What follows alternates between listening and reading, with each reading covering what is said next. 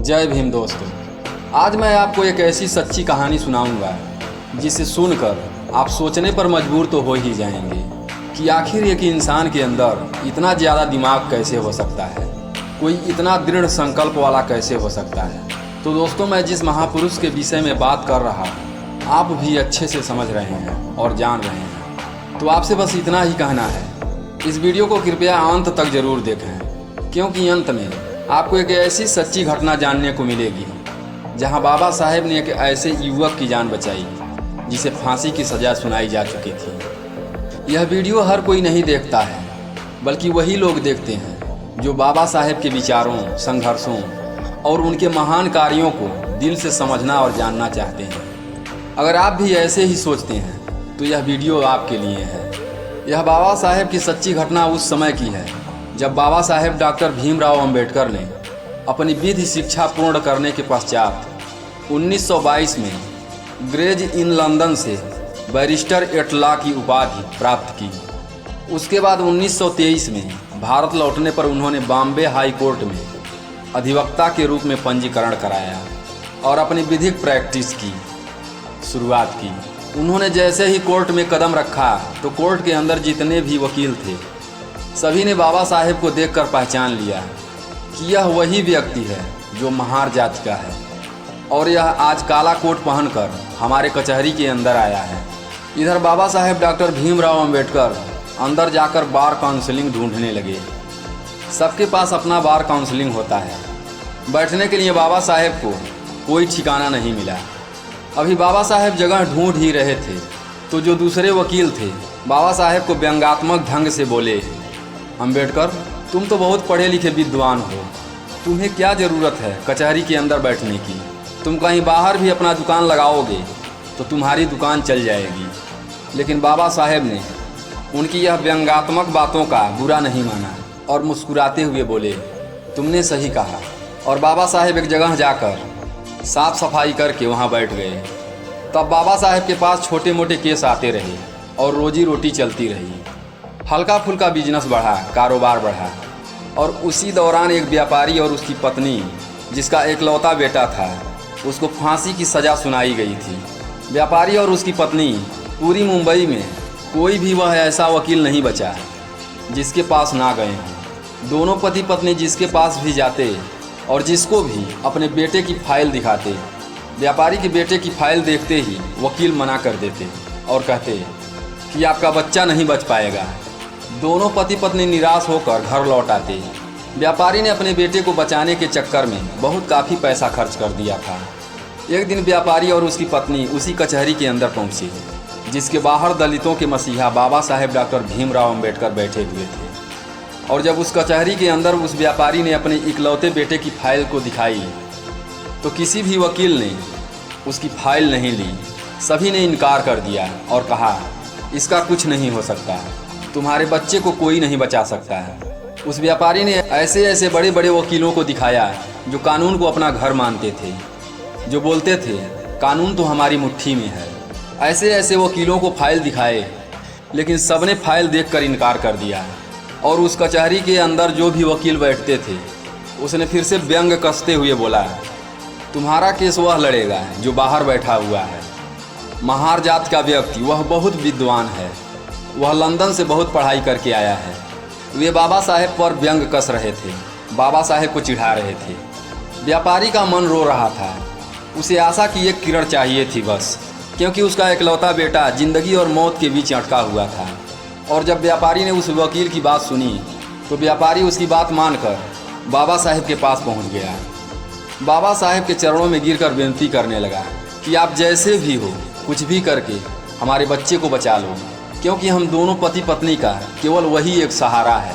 बाबा साहेब ने बड़े विनम्र स्वर में व्यापारी से कहा, उठो, मैं क्या कर सकता हूँ। उस व्यापारी ने कहा, अगर मेरे बच्चे को कोई बचा सकता है तो बैरिस्टर सिर्फ और सिर्फ आप बचा सकते हैं, वरना मेरे बच्चे को दुनिया की कोई भी ताकत बचा नहीं सकती। मैं आपका चेहरा देख कर बता रहा हूँ बाबा साहेब, आप मेरी बात मान लीजिए। मैं तो एक बाप हूँ, मैं इस पीड़ा को सहन कर लूँगा, लेकिन वह जो वहाँ बैठी उसकी माँ है, वह इस गम को बर्दाश्त नहीं कर पाएगी और गम में पागल होकर मर जाएगी। मेरे घर से एक नहीं दो अर्थियाँ उठेंगी। वह मेरा इकलौता पुत्र है, मेरा इतना बड़ा कारोबार है, इतना बड़ा बिजनेस है, कौन संभालेगा, क्या करूँगा मैं इसका। जब बाबा साहेब ने सुना कि उसकी माँ मर जाएगी तो बाबा साहेब को वह बात याद आ गई। जब बाबा साहेब छोटे थे, बाबा साहेब की माता भीमाबाई ने एक बात कही थी कि भीमा, अगर कभी ज़रूरत पड़े किसी निर्दोष की जान बचाने के लिए, अगर किसी अच्छे काम के लिए झूठ भी बोलना पड़े तो संकोच मत करना। फिर बाबा साहेब डॉक्टर भीमराव अंबेडकर ने फाइल देखी और फाइल देखकर बोले, यह बताओ कि इससे पहले यह फाइल किसी और वकील को तो नहीं दिखाई। व्यापारी ने कहा, हे वरिष्ठर, मैंने यह फाइल केवल दिखाई ही नहीं है, बल्कि इस फाइल पर इतना पैसा खर्च कर दिया कि जिसका हिसाब करना मुश्किल है। अब बस आप मेरे बच्चे को बचा लीजिए। वह हाथ जोड़कर गिड़गिड़ा रहा था, बाबा साहेब के चरणों में गिर रहा था, बाबा साहेब के सामने हाथ जोड़कर खड़ा था। बाबा साहेब ने उसकी पीड़ा को देखकर कहा, जाओ जाओ, मैं तुम्हारे बच्चे का केस लड़ूंगा। जब बाबा साहेब केस लड़ने के लिए तैयार हुए तो वह व्यापारी बहुत खुश हुआ। उसने कहा, मुझे यकीन है अब मेरा बच्चा बच जाएगा। ज़िंदगी और मौत में बस 10 दिन का फासला था, फांसी को बस 10 दिन बचे थे। कचहरी लगी, अदालत लगा, कोर्ट के अंदर दोनों पक्ष के वकील आए। जब बातें बोली गई तो जज बोला, अंबेडकर, तुम कुछ दलील देना चाहोगे? तब बाबा साहेब ने बोला, नहीं जज साहब, आप अपना फैसला सुनाइए, मैं कुछ नहीं कहूँगा। व्यापारी यह सुनकर चकित रह गया। वह सोच रहा था कि अंबेडकर ने बोला था कि मैं तेरे बच्चे को बचा लूँगा, लेकिन इसने तो कोर्ट में कुछ दलील ही नहीं दी। उसने तो सिर्फ इतना बोला कि मुझे कुछ नहीं कहना, जज साहब आप अपना फैसला सुनाओ। वह व्यापारी मन ही मन में कह रहा था, अंबेडकर, तूने अच्छा नहीं किया। मैं बड़े आशा के साथ यह फाइल तुम्हारे पास लेकर आया था। मैंने सोचा कि तुम मेरे बच्चे को बचा लोगे। इधर जब फांसी की सज़ा जज ने सुना दी, दिन तारीख समय सब मुकर्रर हो गया। और जब फांसी का समय आया, जब उस लड़के को फांसी की सज़ा देने के लिए ले जाया गया और लड़के के गले में अभी फांसी का फंदा डाला ही गया था कि तभी बाबा साहेब ने ज़ोर से कहा, बस, आपने फांसी की सज़ा दी थी, आपने मौत की सज़ा नहीं दी थी। बाबा साहेब की इस बात को जज को भी मानना पड़ा। इस तरह से उस व्यापारी के लड़के की जान बच गई। अब आप सोच सकते हैं कि बाबा साहेब के पास कितना दिमाग था। उन्होंने बिना केस लड़े ही उस लड़के की जान बचाई। उसी दिन से जब किसी को मौत की सज़ा देनी होती है तो फांसी की सज़ा ना कहकर सजाए मौत कहा जाता है, और उसी दिन से यह कार्रवाई चली आ रही है, सजाए मौत। बाबा साहेब ने कहा, बस आपने फांसी दी थी, मौत नहीं। बाबा साहेब का यह दिमाग देखकर सभी बड़े बड़े वकील जो बाबा साहेब पर व्यंग कसते थे, जो उन्हें नीच बताते थे, महार जात का बताते थे, वह लोग चुप हो गए। पर बाबा साहेब बच्चे को छुड़ाकर उस माँ के पास ले गए और कहा, यह लो तुम्हारा बेटा, यह लो तुम्हारा बेटा। बाबा साहेब ने उस व्यापारी के लड़के की जान बचाई। ऐसे थे बाबा साहब भीमराव अंबेडकर, जिन्होंने दलित, पिछड़े और नारी के सम्मान के लिए अपना पूरा जीवन न्यौछावर कर दिया। तो दोस्तों, अगर आपने बाबा साहेब डॉक्टर भीमराव अंबेडकर की सच्ची कहानी मन से सुनी है तो आशा करता हूं कि आपको यह एहसास ज़रूर हुआ होगा कि वास्तव में बाबा साहेब के दिमाग का आंकलन करना यानी पता लगाना मुश्किल ही नहीं, नामुमकिन है।